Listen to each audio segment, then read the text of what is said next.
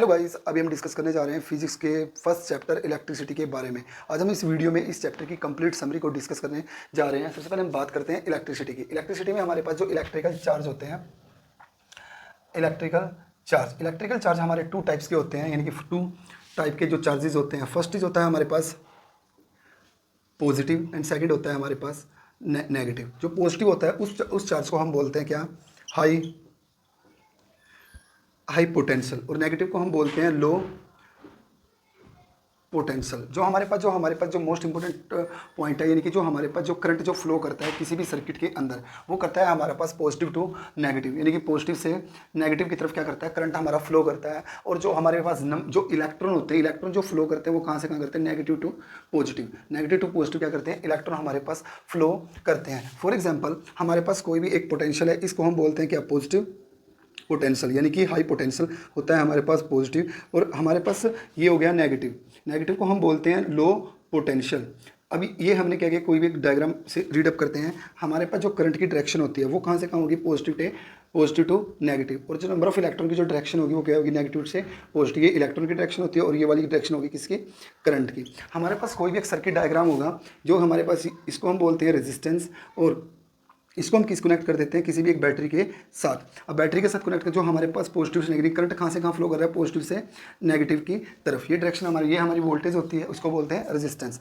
Now हमारे पास जो positive होता है वो पॉजिटिव पोटेंशियल होता है, और नेगेटिव को बोलते हैं नेगेटिव पोटेंशियल। हमारे पास जो होता है, जो हमारे पास इलेक्ट्रिकल जो चार्ज की प्रॉपर्टी होती है, सबसे पहले जो होते हैं हमारे पास टू टाइप के चार्जेस होते हैं, पॉजिटिव नेगेटिव। जो पॉजिटिव होता है उसको बोलते हैं लाइक चार्जेस, यानी कि हमारे पास जो पॉजिटिव होगा, यानी कि जो सेम चार्जेस होंगे उनको बोलते हैं लाइक चार्जेस। और नेगेटिव को भी क्या हो गया, लाइक चार्जेस हो गए। पॉजिटिव नेगेटिव, यानी कि जो हमारे पास अपोजिट चार्जेस होंगे, पॉजिटिव और नेगेटिव, इसको बोलते हैं क्या, अनलाइक चार्जेस।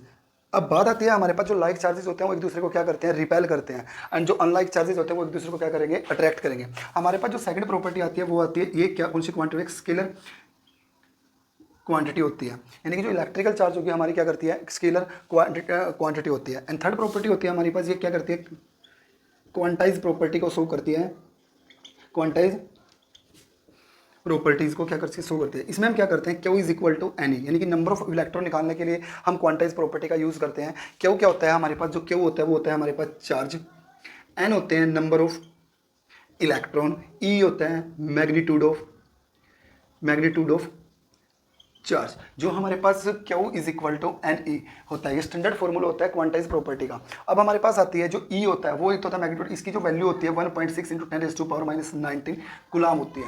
यहाँ तक हमने क्या भी डिस्कस किया, जो हमारे इलेक्ट्रिकल चार्ज होते हैं टू टाइप के होते हैं, और प्रॉपर्टी ऑफ इलेक्ट्रिकल चार्ज की हमने शो करी, quantize property is most important होती है। और इस पर जो हमारे पास Q होता है is equal to N e, ये हमारे पास क्वांटाइज प्रॉपर्टी का फॉर्मूला होता है, जिसमें नंबर ऑफ इलेक्ट्रॉन को निकालते हैं, और ये हमारा मोस्ट इंपॉर्टेंट फॉर्मूला होता है। इसके बेस पे एक न्यूमेरिकल सोल्व करते हैं हम।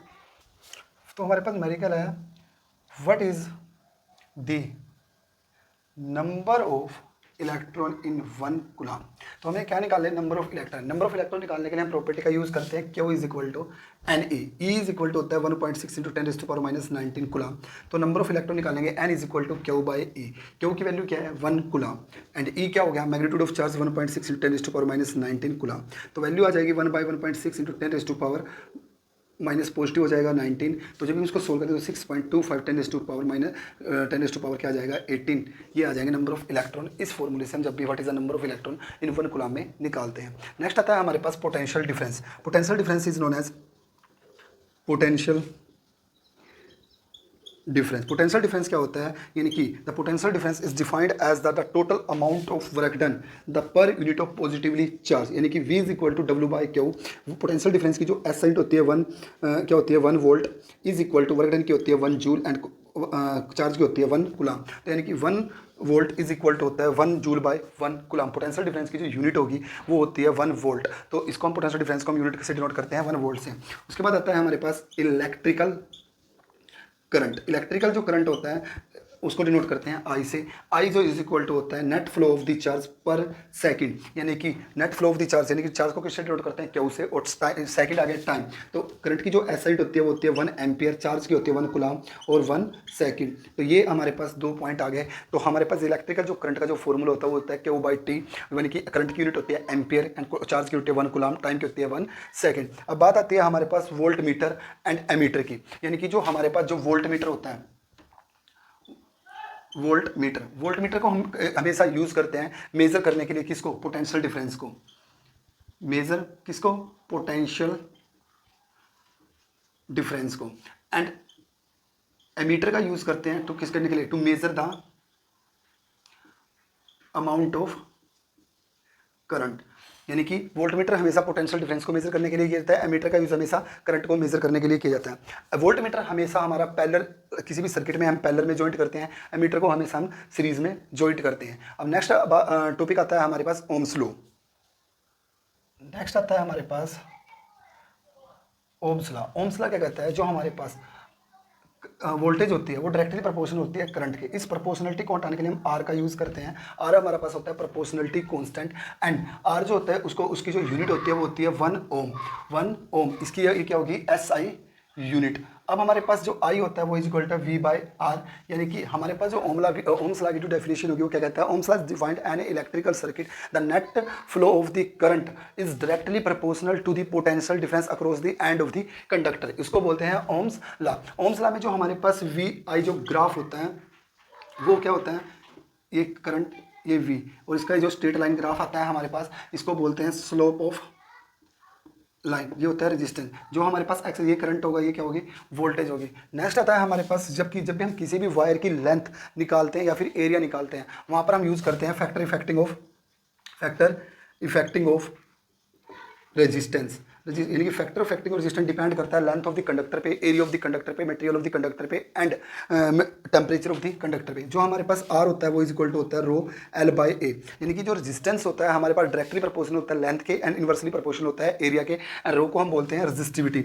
जो रेजिस्टिविटी की जो यूनिट होती है वो होती है 1 ओम मीटर। वो हम कैसे डिनोट करते हैं, सबसे पहले जो रेजिस्टेंस होता है इसकी यूनिट होती है 1 ओम रो, रेजिस्टिविटी लेंथ की यूनिट होती है मीटर, एरिया की होती है मीटर स्क्वायर, ये कैंसिल आउट हो गया तो रो की क्या यूनिट आएगी 1 ohm metre. This is the value of resistivity. And दोनों के बीच में इसी अकॉर्डिंग रिलेशन भी निकाल सकते हैं, क्योंकि जो आर होता है डायरेक्टली प्रोपोर्शनल होता है एल के, इनवर्सली प्रोपोर्शनल होता है 1 बाय ए के। दोनों इक्वेशन को जो कंबाइन करेंगे तो आर डायरेक्टली प्रोपोर्शनल होगा एल बाय ए के। इस प्रोपोर्शनलिटी को हटाने के लिए रो का यूज करते हैं। This is the formula.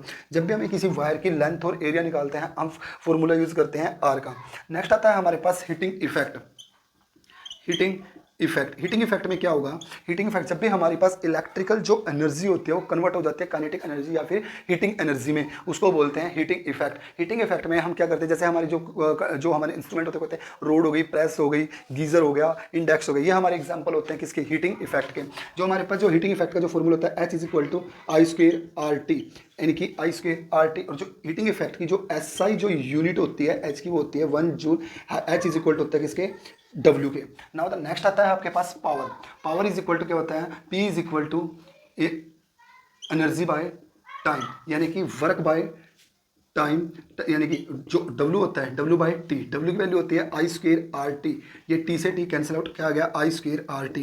ये आपका फॉर्मूला आ गया पावर का, जब आपको वोल्टेज नहीं गिवन होगी। यदि वोल्टेज गिवन होती है तो यहाँ पर अप्लाई कर देंगे क्या हम, Ohm's law, I is equal to V by R. तो यहाँ से आपका पावर का भी रिलेशन क्या हो जाएगा, जनरेट हो जाएगा। तो अब हम नेक्स्ट करते हैं कॉम्बिनेशन ऑफ रेजिस्टेंस का, resistance in series and resistance in parallel. For resistance in series the equivalent resistance, जब हमारे नंबर ऑफ रेजिस्टेंस सीरीज में किस तरह से, यानी कि ए की सीरीज में इस तरह से हमारे पास क्या होते हैं, रेजिस्टेंस क्या होते हैं, कनेक्ट होते हैं, और विद द हेल्प ऑफ किसके साथ, बैटरी के साथ। ये वोल्टेज जो करंट डायरेक्शन में फ्लो करता है पॉजिटिव टू नेगेटिव, ये R1, ये R2, ये R3। जब भी हमारे नंबर ऑफ रेजिस्टेंस कनेक्ट होंगे किसमें, सीरीज में, तो हम फॉर्मूला जो अप्लाई करेंगे इक्विवेलेंट रेजिस्टेंस का, वो RS इज इक्वल टू क्या हो जाएगा, R1 plus R2 plus R3, यानी कि सारे के सारे रेजिस्टेंस को क्या कर देंगे, ऐड कर देंगे। नेक्स्ट हम क्या करते हैं, for resistance in parallel the equivalent resistance. तो हमारे पास जो क्या होगा पैरेलल के लिए, हमारे पास कोई भी सर्किट हुआ, इसमें हमने क्या किया, 3 रेजिस्टेंस लगाए और तीनों के तीन को किस में कनेक्ट कर दिया, पैरेलल कॉम्बिनेशन में with the help of battery. ये हमारा पैरेलल कॉम्बिनेशन हो गया 3 रेजिस्टेंस लिए, पॉजिटिव नेगेटिव। तो हम जब इस तरह के रेजिस्टेंस होते हैं पैरेलल में, तो हम यूज़ करते हैं अपना formula 1/RP is equal to 1/R1 1/R2 1/R3। तो this is known as their equivalent resistance for a parallel combination के। तो हमने अभी कंप्लीट चैप्टर के जो जो हमारे फॉर्मूलेज होते हैं उनको डिस्कस किया है। अब थोड़े से हम फॉर्मूले को रिटर्न करते हैं और उनकी एसआई यूनिट को भी डिफाइन करते हैं। डिस्कस किया है वो किया है Q is equal to N E, यानी कि Q क्या है, हमारे पास चार्ज है। Q क्या हो गया, चार्ज। E क्या हो गया, मैग्नीट्यूड ऑफ चार्ज। N क्या हो गया, number of electron. Now V is equal to W by Q। V है हमारा पोटेंशियल डिफरेंस, W क्या है वर्क डन, एंड Q क्या है हमारे पास चार्ज। यानी कि जो वर्क डन की जो यूनिट होगी वो क्या, 1 जूल 1 कूलम, यानी कि 1 volt is equal to 1 joule by 1 coulomb. And third formula हमने डिस्कस किया I is equal to Q by T. I is equal to Q, यानी कि 1 ampere is equal to 1 coulomb by 1 second. Current की unit होती है 1 ampere. Now next formula हमने discuss किया I is equal to V by R। V by applying the Ohm's law, V is equal to RI। ये भी क्या होगा, हमारा ओम्स लॉ से रिलेटेड है। नेक्स्ट हमने डिस्कस किया हीटिंग इफेक्ट का, H is equal to I square R T. H is equal to W के, एच की यूनिट भी क्या हो गई 1 जूल, और आर की यूनिट क्या होती है हमारे पास 1 ओम। नेक्स्ट क्या हमने पावर का, पावर इज इक्वल टू होती है energy by time. Now P is equal to क्या होगा, I square R. And series के केस में इक्विवेलेंट रेजिस्टेंस होगा R1 plus R2 plus R3 plus और N तक। 1 पैरेलल के केस में हमारे पास होगा equivalent resistance 1/R1 1/R2 1/R3, कहाँ तक जाएगा, R ऑफ N तक। तो दीज आर द फॉर्मूले for the first chapters of electricity is most important. इन फॉर्मूले के बेस पे आपके न्यूमेरिकल भी एग्जाम में पूछे जाते हैं। होप यू आपको मेरे फर्स्ट चैप्टर की ये समरी वाली वीडियो अच्छे से समझ में आ गई थी। आपको मेरी वीडियो अच्छे से समझ में आई गई होगी, तो प्लीज़ मेरी इस वीडियो को लाइक करना, कमेंट करना और मेरे चैनल को ज़्यादा सब्सक्राइब करना। Thank you very much, have a nice day, thank you.